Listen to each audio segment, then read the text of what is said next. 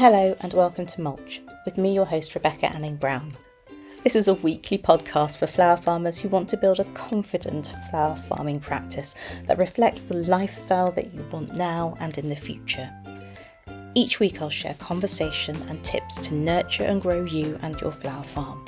I'll open conversations that flower farmers find difficult to talk about, provide approaches that will help you to make decisions, chuckle at the idiosyncrasies of our work, and always be real and honest about my own work as a flower farmer.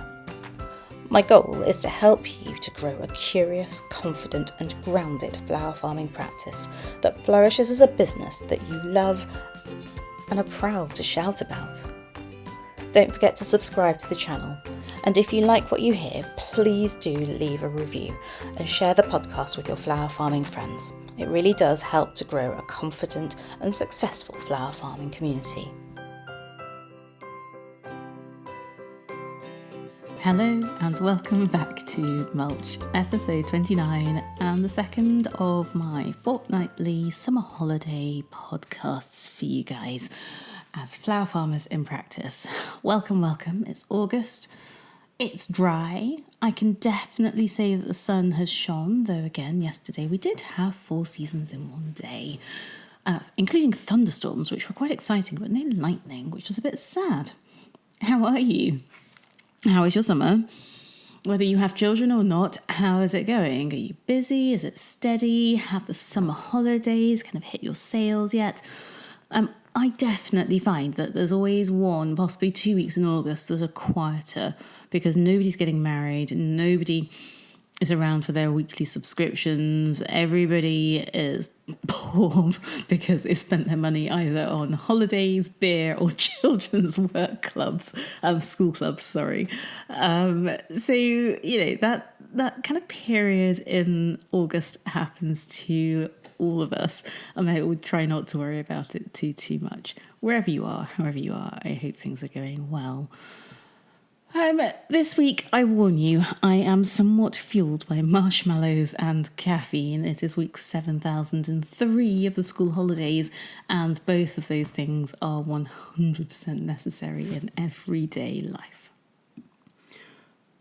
I'm also a day late, and for this I make a small apology. It's the holidays and I really wanted to get an episode out to you guys to know that I'm thinking of you, to know that we're still working behind the scenes on education stuff, and also just to be able to share the reality of running a business all year round in a business that, as my mother would say, is so reliant on the environment. Is it wise? Is it a wise decision, Rebecca? So certainly at this end of the story at Silver Grey Foliage, there are 2 responses to that. You certainly can't be an emergency medicine consultant and be risk averse. The job is risky. In fact, the entire role of an emergency medicine consultant is to manage risk. That is your job. That makes it sound very slightly less exciting, really, doesn't it? But that's the reality of it. The job is about managing risk. And I don't think it's any different for us as flower farmers. Our job is about managing the risks of growing wherever you are, outdoors and sustainably, for your customers. And it's a challenge, and the challenge is unpredictable. And again, that's no different to my previous role. And so today's episode, interestingly, isn't about managing risk. That was not a planned segue. It was a random thought at the beginning of the podcast. Today's episode is actually about it being okay to be scrappy. It's about it being okay for the little things in your flower farming practice to make a difference. It's about it being okay to change how you do things in your flower farming practice so long as it sits within your business values and your business goals. So part of the reason that this episode is a day late is because I really couldn't decide how to frame that. It's what I really wanted to talk about. But it wasn't until I was making macaroni cheese last night for dinner that I really gave myself a framework, which I really hope that you guys will understand. So macaroni cheese was the request for dinner last night, and it is on our menu for the week. And this holiday, I have finally submitted to meals being more planned than I have done in the past, and also shopping being even more organised. So yes, I would always shop with a list, but given the state of supermarkets in general, certainly recently it's taken 2 or 3 supermarkets to get fruit, veg, and everything that I would normally be planning to buy. Not necessarily big spends in each of them, but definitely a spend in each of them, and that takes a lot of time. So I have also submitted to the concept of shopping online. Now, I'm not going to lie to you, I personally find shopping for food online to be a completely soulless exercise. But it takes less time. It means I can do it with less distraction of noise and announcements and all the things on the shelves that I actually don't need or want. And so I end up buying what I need with a couple of treats for the family. And our goal is healthy and interesting and balanced meals with those treats. And it's so much simpler to achieve at the moment by doing that online.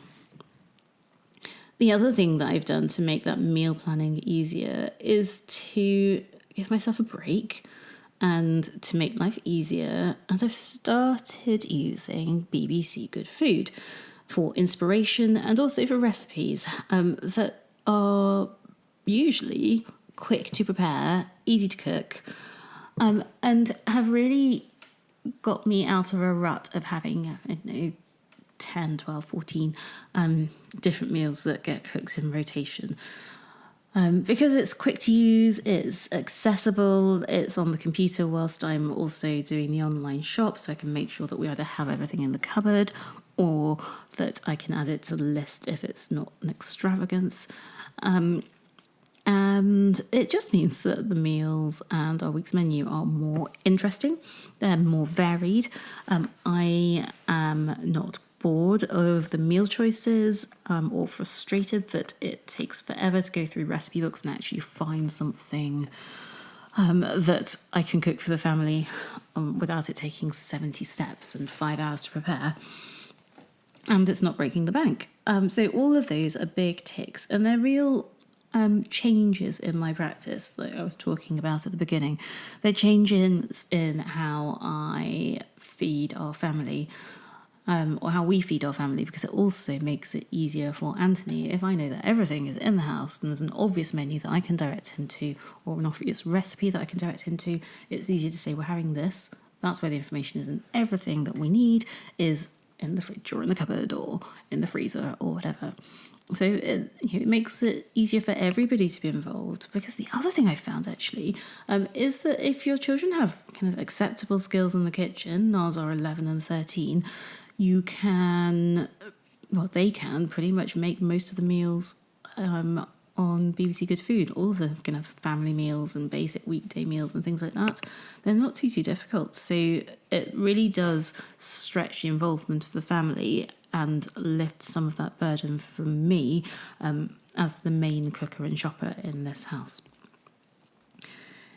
So overall, it's been a successful exercise in making life easier without reinventing the wheel, in using available resources and not feeling like I have to do everything the hard way and from scratch. Because whilst the meals are being cooked from scratch with healthy ingredients, I'm not having to come up with the ideas and the concepts, and that's so much easier and less tiring for my brain. Anyway, back to macaroni and cheese, and I promise this episode is not actually a cooking programme. It is about flour farming in practice, and I hope that the segue will make sense to you guys when I get to that part. But back to the macaroni and cheese, because that's probably a real exception or a real contradiction to what I've just described. So everything about the process of shopping online, using BBC Good Food, is about reducing the amount of brain power required, reducing the amount of effort. But when I make a macaroni cheese, it's one of the things that I always prepare from the bare basics. So butter, flour, milk, sometimes cream, cheese. salt, pepper, seasoning. Yesterday I had some mustard in it. But the reason that this is important for me is because whilst I do keep a jar of lasagna sauce in my cupboard for emergencies or for kind of lazy days when I really just don't have any energy, I really love making a white sauce from scratch. I love making that smooth, creamy, cheesy sauce. Even thinking about it makes me happy. And the reason that I do it that way is because I find it methodical and I find it mindful and I find it reassuring and enjoyable. Like, I really enjoy the end product of my work and my labour. So what does all of this have to do with flower farming, Rebecca? I can hear you asking, well, this is a food episode. Are you now going to become the next foodie flower person? And the answer is no.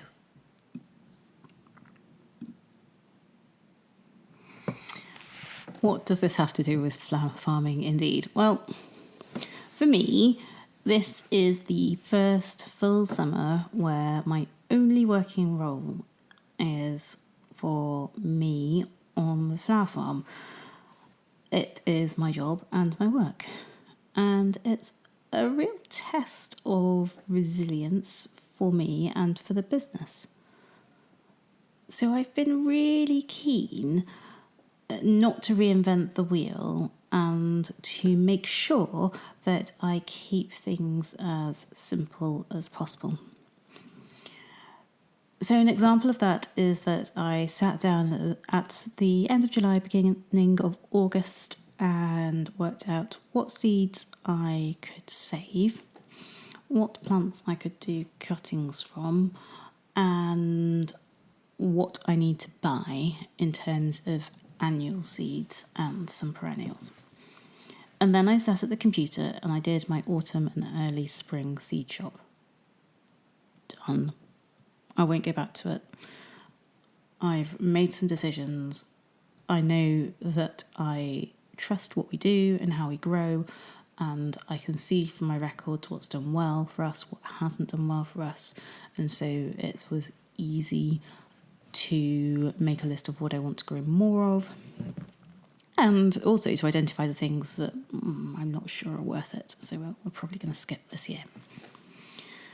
So a bit like the food shop, it's that preparation that sits within my goals, and my goals are where we want to be from a growing perspective next year, and our values, which are not growing stuff for the sake of it, not growing stuff because flower farmers should grow things, but growing things because we want to or because they grow well for us and our customers like them, rather than just for the sake of it. And the process was very similar to how I've been doing the food shop.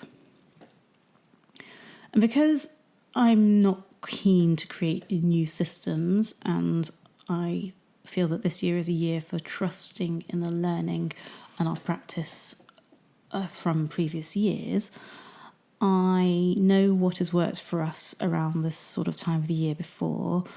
And I went back through my planners and I wrote a list of the jobs that we were doing this time last year, this time the year before, and identified the things of those that we hadn't done yet, so that I knew what they were, so that I could identify the ones on the list that were for Antony to do, and the ones that are for Gemma to do, the ones that are for the children to do, the ones that are for me to do.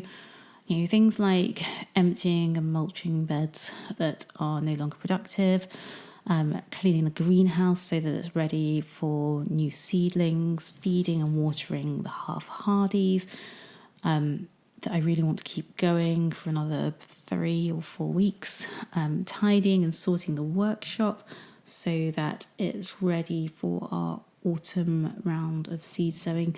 I could go on, cleaning trays so that they're ready to plant into, getting compost ready for the beds at HQ that will be emptied soon enough. All of those things we've been doing at this time of the year so that we're ready for autumn. for the past couple of years, and they work well for us. And using those rather than trying to come up with a list off the top of my head, just A, makes more sense, B, again, takes less brain capacity, C, makes us more efficient, and so more productive because we're just less tired, or I'm less tired because I'm not thinking about it so much. And I'm not reinventing the wheel, I'm trusting in the process that we have been building. And they're small things in the grand scheme of flower farming, but they're small steps that help us to move forward and to be ready for the next goal, which is autumn preparation. Again, a bit like BBC Good Food, it's, for me, this August about using my available resources to make life easier, or as easy as I can, because between all the requests for what are we doing today, mummy, and what are we doing tomorrow, mummy, and what can I eat next, mummy, and please can I have, mummy, and school uniform shopping, and elderly parents needing support with all sorts of things, I just don't have the mental capacity in August for the kind of decision making that's required. And I know that there are a number of you out there that I've spoken with who are talking about that word of flower farmer overwhelm. And I've got a couple of episodes about that you can go back and listen to. And if I remember, I'll put them in the show notes. But the key thing is to use some of those tips, but also to keep records that allow you to think less. Period. Okay. So maybe this will encourage you to go back over the records that you do have, and maybe it will remind you to just keep on taking each small step, because it really does make a difference.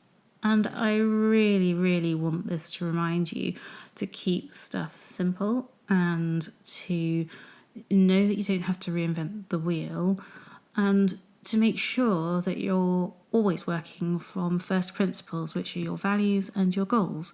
Because if the decisions that you're making, the jobs that you're adding to the list, the things that you're planning sit within that basic framework, then everything makes sense and flows and becomes simpler and easier in and of itself.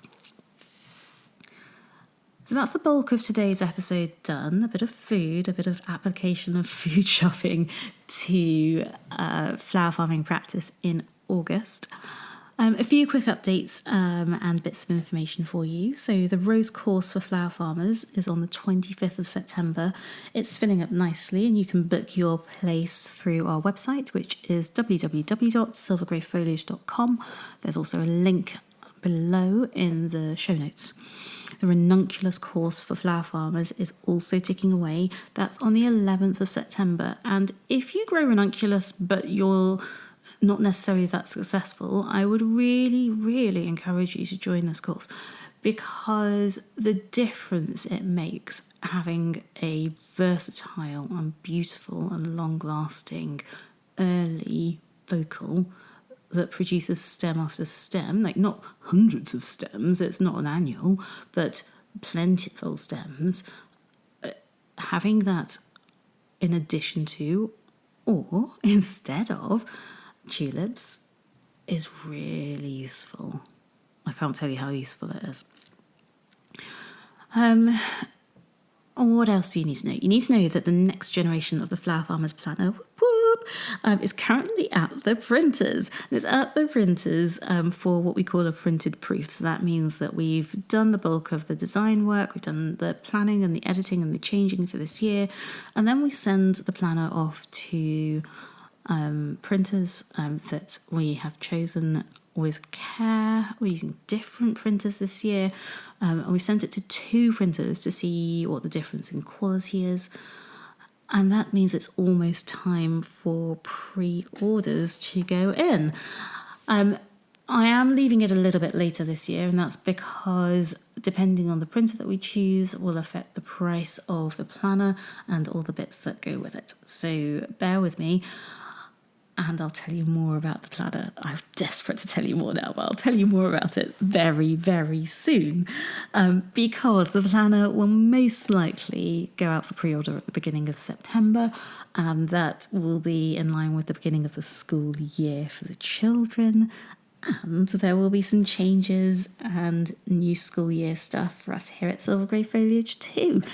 So that's super exciting, and I look forward to sharing it all with you soon. Enough from Auntie Beck. I hope that you're well wherever you are. I hope that you have the opportunity to rest and do something that's good for your well-being wherever you are. I felt super rude yesterday. A florist came to collect her flowers, and as she collected her flowers, I was getting ready for yoga yesterday evening. I went yesterday evening because on Sunday morning I was preparing a wedding.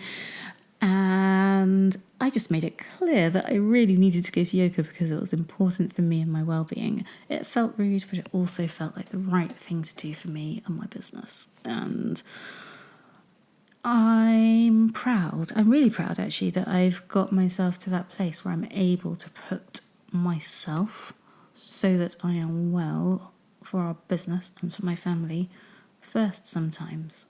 I hope that you are getting to that point too. That's enough from me for today. If you've enjoyed this episode, if you found it useful, if you know anybody who would also find it useful, please, before you sign out of your podcast player, review and rate this podcast. It makes a huge difference to who gets to see it in the future, who gets to hear it.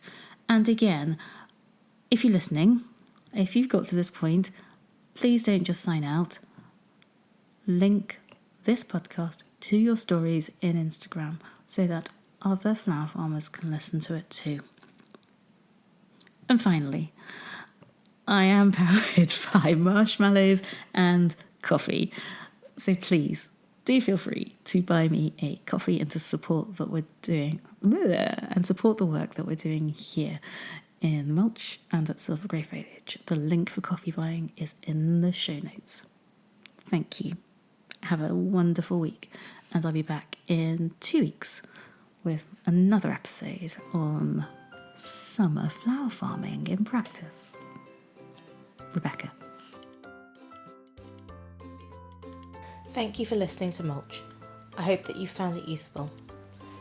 To find the show notes, head back to our website where you'll find links to all the things that I've been talking about in today's episode.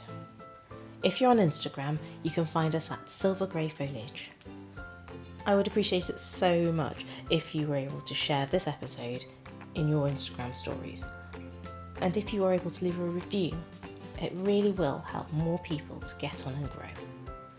I'll be back with you next Monday to talk about more flower farming in practice. Rebecca.